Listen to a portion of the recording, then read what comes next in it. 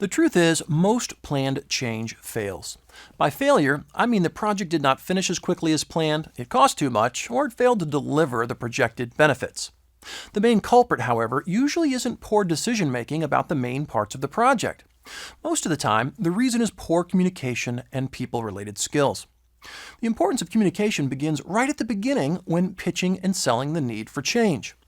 Here's where many leaders make a classic mistake. They lead with dry facts and figures, the business case for change. And it's all logical and uninspiring. Nearly all successful change is launched with emotional appeals first, and then facts and figures to follow.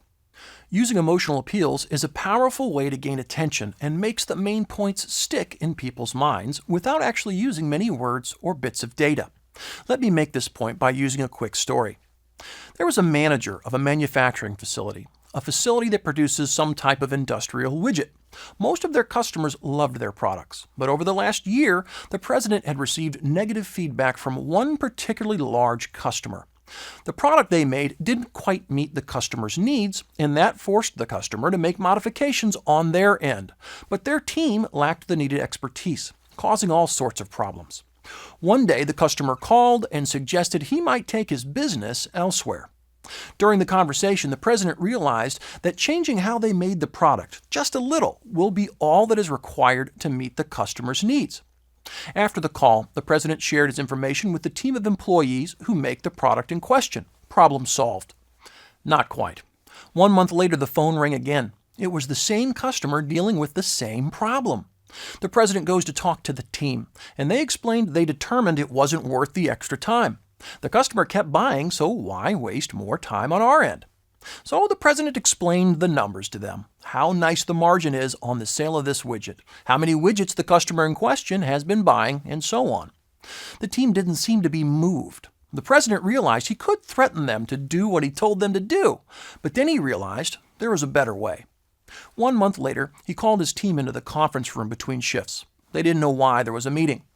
In the front of the room sat a large television. When everyone was seated, he pressed play.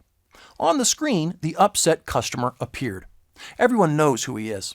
He started by saying thanks for doing business with me for so long, but then he confided that he's not sure if he can continue. He told the group his business is growing and he'd like to increase the size of his order, but he's having second thoughts about doing business with them. He then took the team on a quick video tour of his facilities and introduced the key players on his team. He took the time to show them exactly what happens when they fail to properly modify the part he purchases.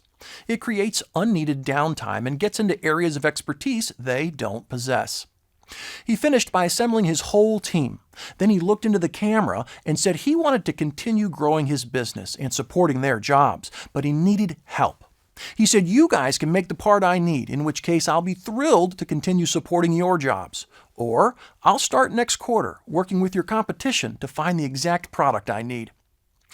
When the video ended, the team looked a little bothered. They looked a small bit embarrassed or maybe ashamed. The president was about to make his latest positive plea to the team, but he didn't have to. The foremans in the group stood up and announced that moving forward, they would find a solution in the production schedule to allow extra time to make that customer a special order. No one argued. The next quarter, they shipped precisely what the customer needed. Examples like this happen all the time when enlightened leaders remember to occasionally use emotion as much as they use dry facts and figures. Take my advice and look over the projects you're running.